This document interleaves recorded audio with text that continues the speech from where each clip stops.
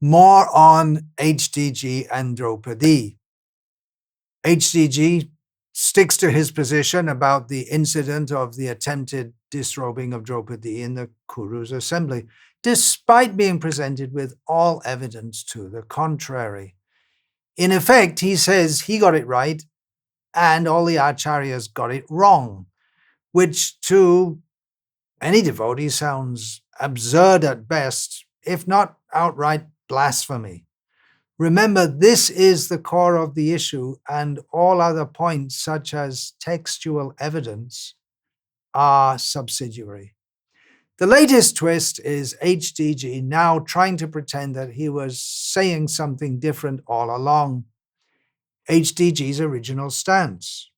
I seriously wonder if this incident took place based on evidence from the Bhagavatam 1.8.5, 1.15.10, 3.1.7, 11.1.2.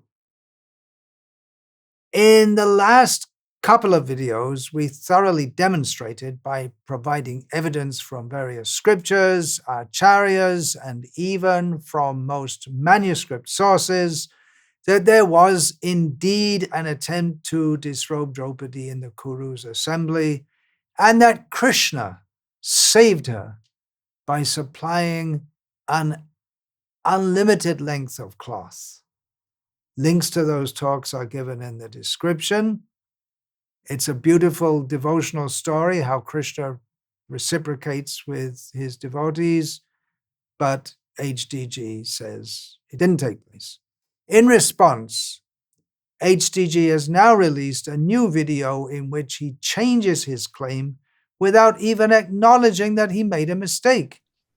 Regarding the pastime with Draupadi in the Kuru assembly, I did not say or intend to say that Draupadi's receiving mystical cloth, that magically or mystically some cloth came down so that the Kurus could not humiliate her.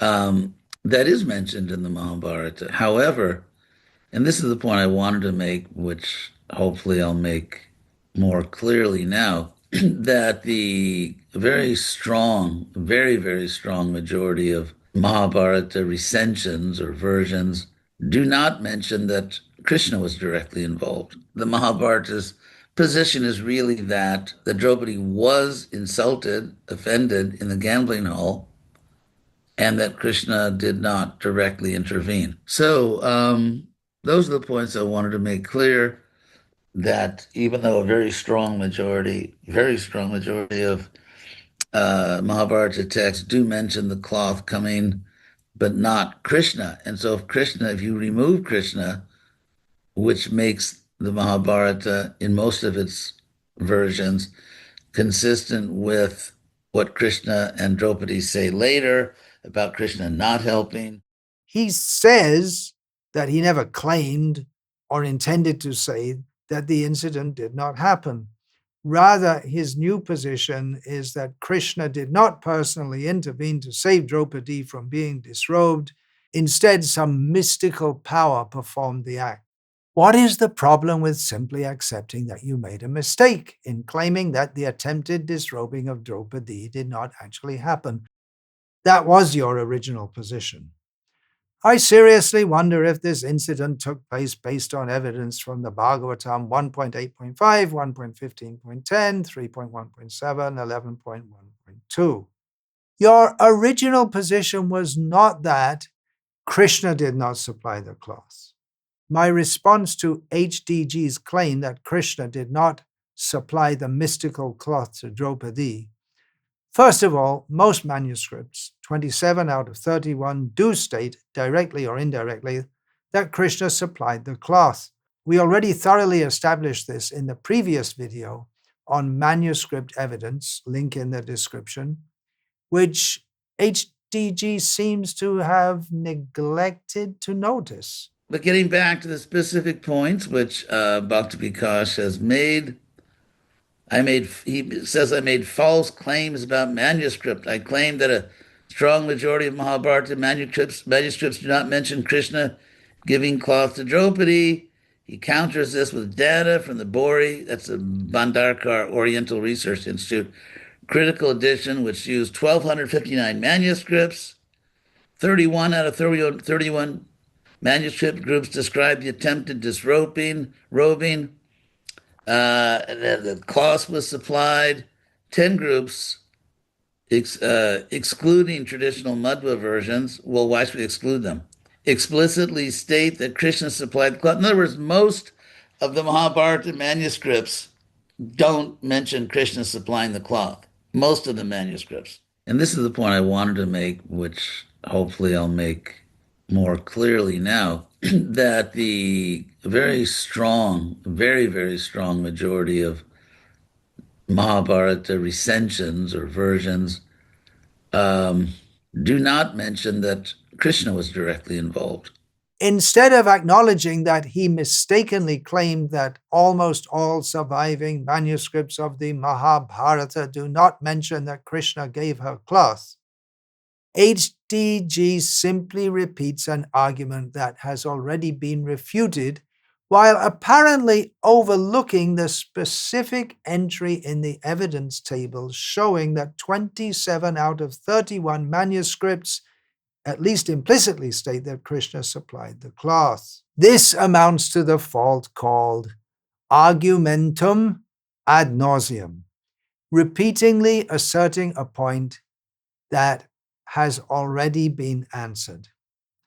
A couple of side points. In his response, HDG once again repeatedly asserts that according to Madhvacarya, the text of the Mahabharata is highly corrupt. And of course, then we have Madhvacarya saying that the Mahabharata text we have now is thoroughly corrupt, full of interpolations, extrapolations, and transpositions of text.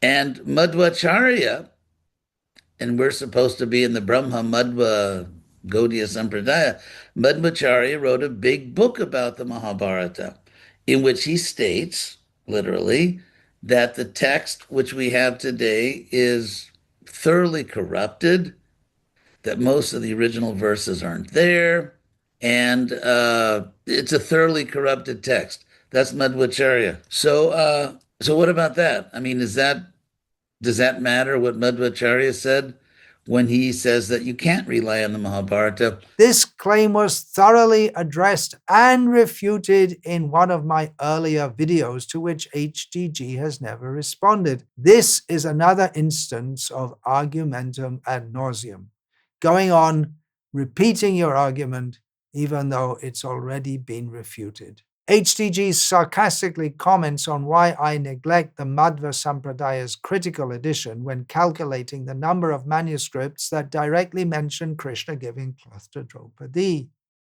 To clarify, the Madhva critical edition, which is based on 6 ancient manuscripts preserved in the 8 mats of Udupi, most explicitly and emphatically states that it was Krishna who supplied the mystical cloth. Sorry for the confusion in the table. Somehow the entry for the Madhva manuscripts in that particular record was not updated.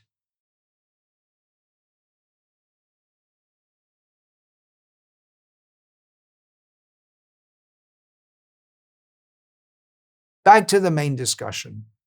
In an attempt to defend himself, the position HDG now takes is even more problematic. And practically all of the surviving manuscripts of Mahabharata, almost practically all of them, show that the first time that Draupadi and Krishna met personally after this incident, and Draupadi was lamenting that, Krishna, you didn't come to help me. And Krishna says that, well, because exactly at that time, Shalva was attacking Dwarka, my city of Dwarka, which I did mention previously. I thought that Bhakti Vikas Maharaj would connect these dots, but I'll make it more explicit now. So if, according to Draupadi and Krishna, in fact, he did not help Draupadi, did not come to help Draupadi because he was busy in Dwarka. That was, of course, a pastime activity. Then it turns out that that fact that Krishna did not come, according to Mahabharata, agrees with the overwhelming majority of Mahabharata manuscripts that mention an offense to Draupadi in the gambling hall, but don't mention that Krishna came or Krishna supplied cloth, as we see in many Indian paintings where Krishna is sort of hovering above the assembly, looking down and sending, I guess, sari cloth. So, so therefore, the Mahabharata, in the very strong majority of texts, and in the later conversation between Krishna and Draupadi, the Mahabharata's position is really that that Draupadi was insulted, offended in the gambling hall, and that Krishna did not directly intervene. And that was really my point. Based on his interpretation of Krishna's statement in the Vanaparva of the Mahabharata, that he, Krishna, did not come to the Kuru assembly because he was busy protecting Dwarka from Shalva's attack. HDG now claims that although the disrobing attempt did occur, although he previously denied it, Krishna did not intervene to save Draupadi. HDG further claims that this interpretation is consistent with the Bhagavatam's version of the incident. And that version agrees with the Bhagavatam. Something so dramatic as a goddess like Draupadi, one of the greatest devotees of Krishna, a very prominent figure in Mahabharata, to think that the Bhagavatam would just forget to mention or consider it wasn't that important to mention men's gambling hall, and that Krishna came and miraculously saved her, that would be very inconsistent, because we find that in general, the Bhagavatam certainly does mention the most important pastimes of Krishna, even those found in Mahabharata. It does speak about them. And there's nothing, I can't think of any pastime, especially of Krishna outside Vrindavan, which is most of the 10th canto description of Krishna. There is no pastime which is more celebrated and more important to the Vaishnavas. So if that happened, it seems likely that the Bhagavatam would have mentioned it. This claim is even more problematic. Dushasana attempts to disrobe Draupadi in front of the entire Kuru assembly. Draupadi prays intensely to Krishna, yet Krishna does not save her. It calls into question Krishna's ability to hear his devotees' prayers and to protect them. Even worse, it suggests that the Bhagavatam supports such an idea. Let's see what the Bhagavatam actually says. A well-known verse, Bhagavatam, Canto 1, Chapter 8, Text 24, by Kunti Devi praying to Krishna. Vishan Mahagne Purushada Darshanad Asat Sabhaya Vanavasa Kritritaha Mridhe Mridhe Neka Maharatastrato Dronyashtratas Chasma Hare Birakshitaha. My dear Krishna, your Lordship has protected us from a poisoned cake, from a great fire, from cannibals, from the vicious assembly, from sufferings during our exile in the forest, and from the battle where great generals fought. And now you have saved us from the weapon of Ashvatthama. See that word, abhirakshitaha. Now, I'm not a great scholar of Sanskrit like HDG, but Abhirakshitaha very clearly means protected. Krishna protected.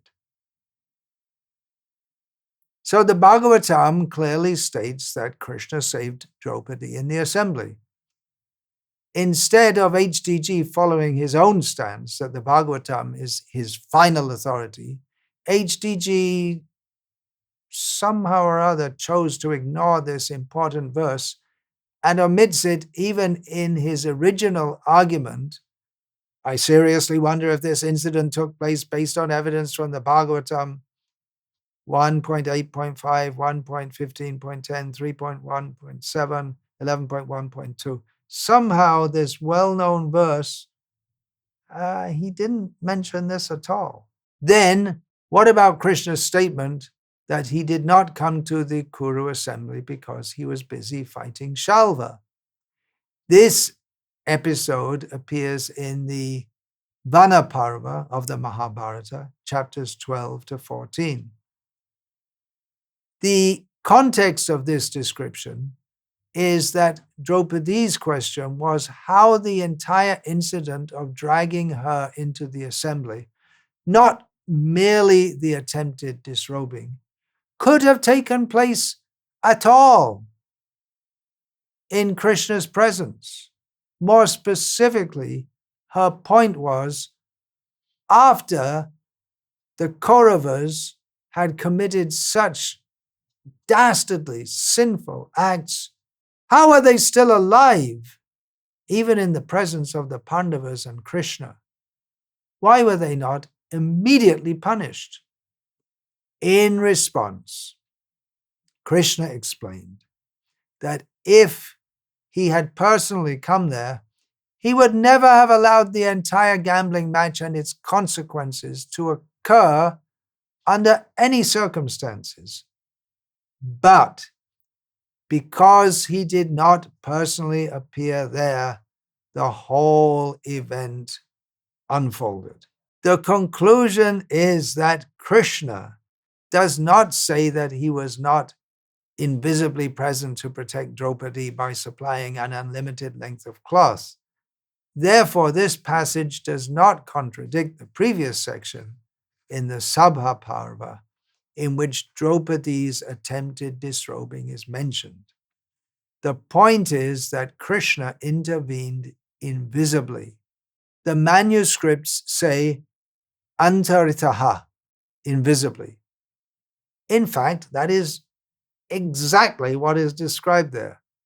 Krishna, unseen by others, supplied an unlimited length of cloth. Moreover, in the Udyoga Parva of the Mahabharata, Krishna states that he was aware of Draupadi's prayers, which indicates he was present in the assembly, though unseen by everyone else. Rinam me tat pravriddhang me hridayan na pasarpati yad govindeti chukrosha Krishna mang duravasinam. Lord Krishna said, when Draupadi cried out, Govinda, for my help, I was far away.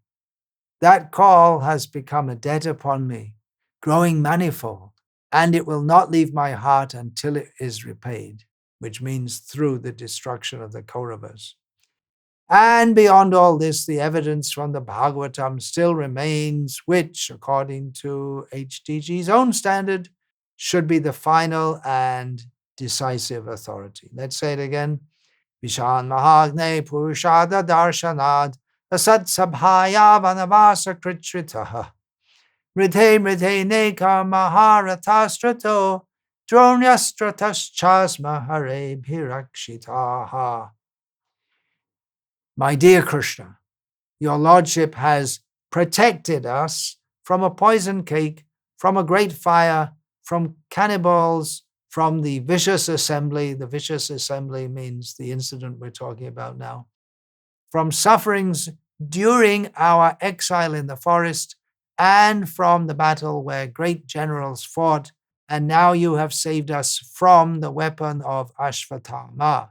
One point regarding this verse, Bhagavatam, Canto 1, Chapter 8, Text 24, just quoted, is that besides Krishna's saving of Draupadi in the assembly, many of the other acts of protection mentioned in that verse also did not involve Krishna being personally, visibly present before the Pandavas, saving Bhima from poison, rescuing the Pandavas from the great fire set to burn their house, protecting them from the man-eating Rakshasa, and so on. So, if Krishna could invisibly protect the Pandavas from dangers such as the burning of their house, while he was manifest physically elsewhere, then why should it be considered impossible for him to save Draupadi from the attempted disrobing in the same way? I hope this evidence finally settles the conclusion that Draupadi was indeed subjected to an attempted disrobing and that Krishna saved her by supplying an unlimited length of cloth, thus proving that HDG is wrong about this. If all the evidence presented so far cannot convince him, then I don't know what possibly could. Would Krishna or Draupadi themselves have to appear publicly before him and declare the truth directly? He claims that he is following the Acaryas and Shastras in making these assertions. So if I had no scriptural evidence, or if there were no Acaryas defending this point of view, then one could say that, what are you doing? Why are you doing that? It's just But that's not the case. I'm actually following the Bhagavatam, following most of the Mahabharata texts, and following. So it's not just me. But I ask him, is there even a single Acharya or Shastra that states that the attempted disrobing never took place or that Krishna did not supply the cloth? We have already proved the opposite. Who exactly supports his position? If he argues that there is no explicit mention of the attempted disrobing in the Bhagavatam, that still does not prove that no attempt occurred, because absence of evidence is not evidence of absence. By HDG's own logic, one could also argue that eating onions and garlic is permissible since the Bhagavatam does not explicitly prohibit them, or that Radharani does not exist because her name is not explicitly mentioned in the Bhagavatam. Furthermore, if HDG believes that modern academic methods of manuscript comparison and philology reveal the truth better than the Acaryas, we can discuss that issue separately in another class. Nevertheless, we have already shown in the last video that even according to those very methodologies, the evidence still goes against his claims. There are many contentious points in HDG's response that could be deeply and thoroughly discussed. For example, HDG praises Harvard University and tries to draw a comparison by suggesting that Jiva Goswami's going to study in Varanasi is analogous to him studying at Harvard University. I'm not going to get into this, maybe in another talk. That's enough for now. All glories to Srila Prabhupada, all glories to all the previous Acharyas, all glories to Draupadi, and all glories to Krishna, who protected her. Vancha kalpatarubhyas chakripasindubhya eva chapatita.